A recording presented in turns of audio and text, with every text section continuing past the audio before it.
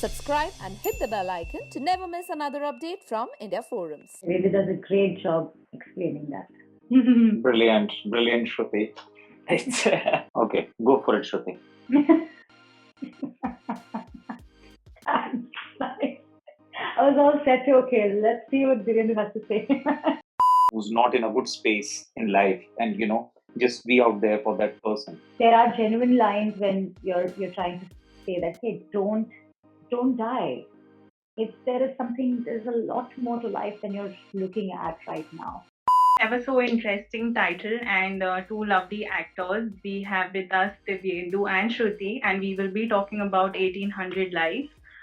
First of all, a very warm welcome to India Forums, and thanks for doing this. For starters, I would love to know about the idea behind the title of this show, that is the short that it is, and if you can tell us a little more about the short film as well. Really does a great job explaining that. Brilliant, Shruthi. It's basically if I have to put it in a shell, it's interference of artificial intelligence in a human life. At the core of it, it's still a human story, but how it becomes a different story, it goes to quite a different tangent because of the AI, and how it's gonna in future also gonna affect us, our daily lives, and our thinking process, us as beings, which we are sort of celebrating right now, but we have to be little cautious of the fact that AI could be a little artificial over intelligence also in our lives. So yeah, it's that. All right, Shruti, anything you'd like to add to that?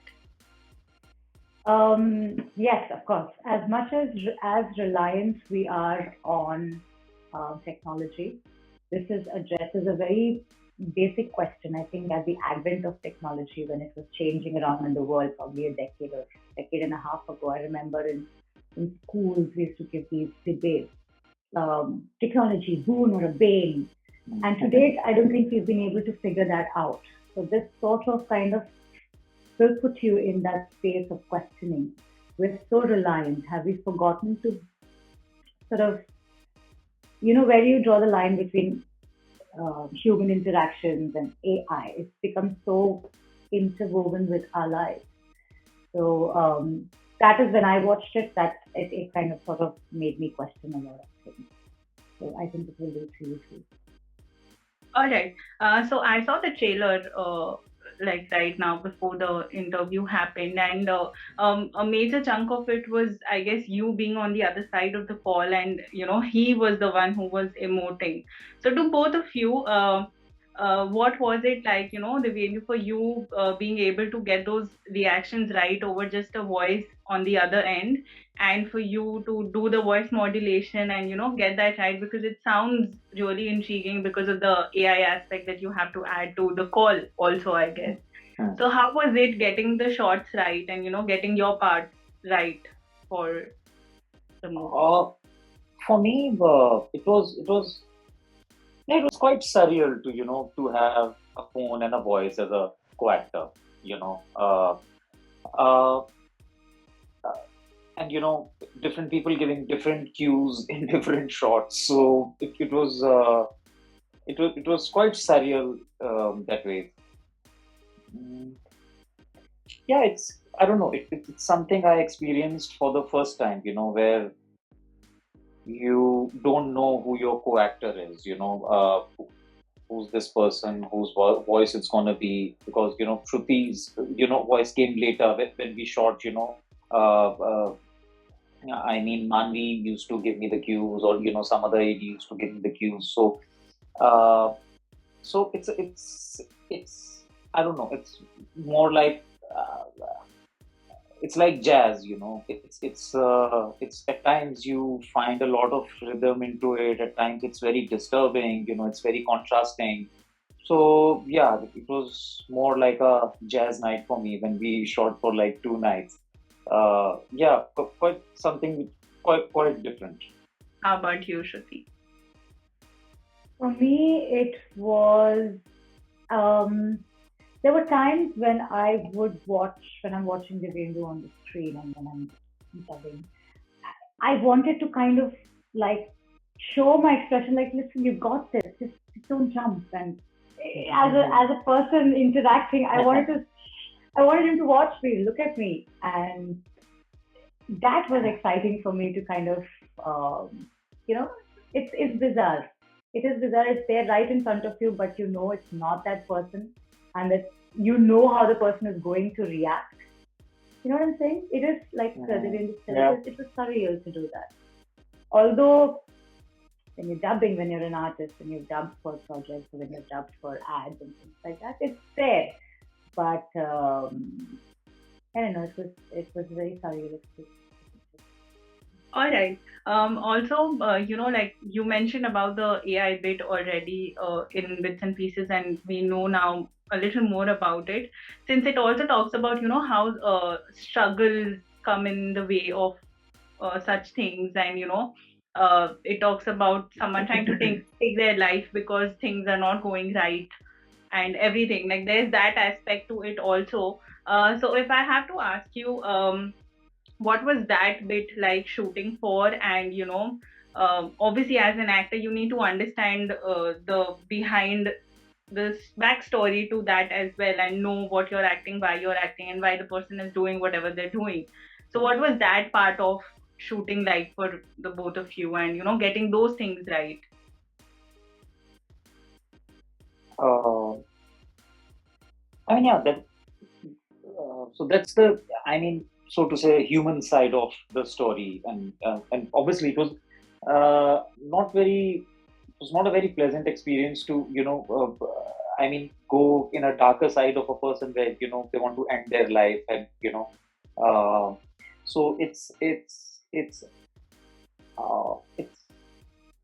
really, yeah, it's not a very pleasant experience to be part of a soul who's not happy in life and want to end the life. Quite painful. Then, and how, I mean, how bizarre it is when you get a call from someone and the other person is talking about your personal life. You're already, there's a different kind of chemical reaction happening in your body. You're already quite disturbed with your life, and there is this third party interference in your life which knows about it. And at times you feel that the voice is sympathetic towards you, at times you feel that it's making a mockery out of your emotion, and you yourself, you're not in a very stable mental state of mind. So yeah, and it's quite weird because I always feel that people who go to that extent, it's yes, a lot of times it's just something which happens, which you call the immediate cause of maybe taking your life. But a lot of people are not mentally stable. They need medical attention, and and a very close friend of mine is actually, he's going through something like that. Where he has a uh, so to say a chemical imbalance, in his body, which is leading to his erratic behavior and doing different stuff. And I just, I mean, I just felt so much closer to my friend, that, why? Because, in our society, whatever we can't understand, we always say, कि ये पागल है, we have that one statement for everything, कि ये इंसान पागल है, इसे वो नहीं. So just to understand, where how a basic little thing can push you against the wall, and or for me it was quite a dilemma to basically to understand whether this guy had this mental problem throughout. Was it continuing? Is it a immediate effect of something? It was amalgamation of all those things. It was quite in the dark, and it's quite hodgepodge, and yeah, was again, like I said, something which is not very pleasant to feel or to look at. Uh, yeah, quite disturbing that way. Right. Shruti. My struggles with this were not so related to human emotions, obviously, because I was voicing for an AI. my struggle was to actually maintain the balance of, to be very honest, full disclosure in this little bit, there were times when I was recording and I would feel like I'm cheating him. Like he said, there were times when he felt like she was making that clear. I felt like I'm cheating him for certain whatever reason. There were certain times when I felt I'm cheating him. There were times when I'm genuinely empathizing with him, and I genuinely don't want him to take his life. Um, so I struggle with myself because if I start feeling like hey, this AI is just cheating him, then I will not be able to do justice to the person. So that was a legit struggle for me. I felt like I was cheating this guy who's so vulnerable and who's there to take his life for whatever reason. And I'm, for whatever reason, kind of speaking with him and being the voice of reason, so to speak. Besides that, my struggle was to not sound human or AI at the same time. Um, there are genuine lines when you're trying to say that hey, don't die. There's a lot more to life than you're looking at right now. And how do you say something? How do you sympathize without sounding human or without sounding artificial? That was a bit of a struggle for me. But after you watch, you tell me how did you like it? I definitely will. I mean, I think talking about it and then after looking at the trailer and then talking about it gives you more insight to it. So I'm guessing once the film is out, it'll probably have more insight to it. On similar lines, I'd like to ask. I mean, obviously there are multiple layers of messages that seem to be tucked in with this short film. As people who've been a part of the project, what would you say are probably 2 or 3 things that people would derive by the end of this short film, and could be a messaging to them or could be just an afterthought that people are left with after watching the short film? Okay, go for it, Shruti.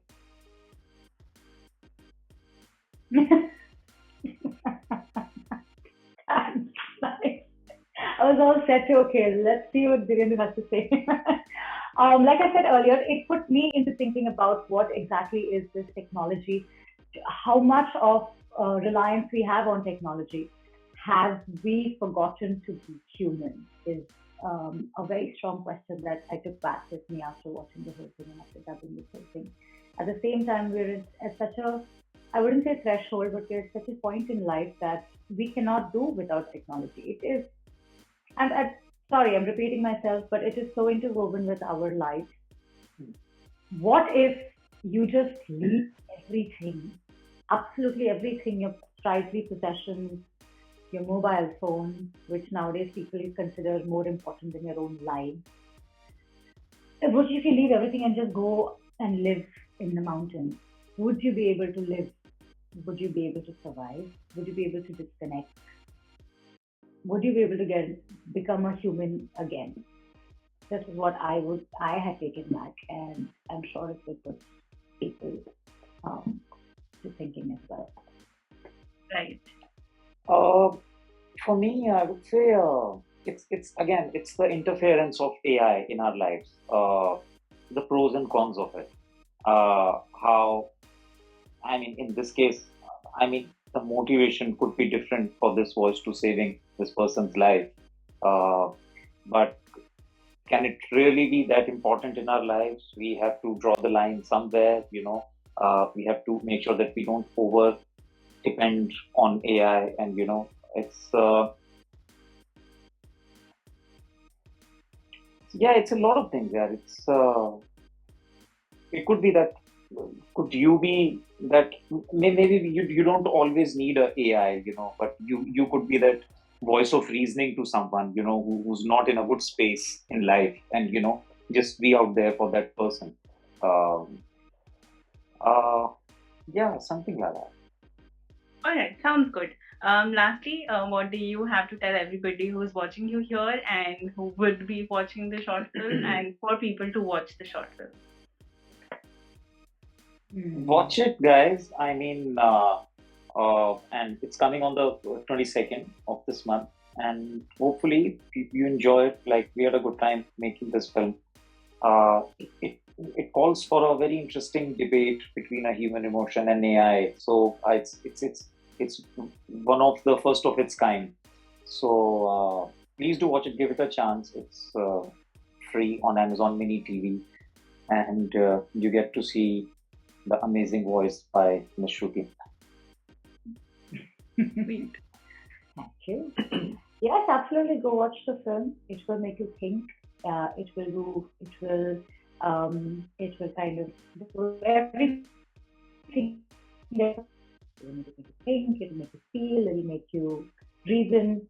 There are some really good performances, and some good people have come together and made this project. And it's on Amazon Mini TV, so it's a great package. And watch it. Cool, sounds good. Thank you so much for taking time out to do this, and all the very best. Thank you, Sanchita. Thank you. Thank you, Sanchita. Bye. Bye bye.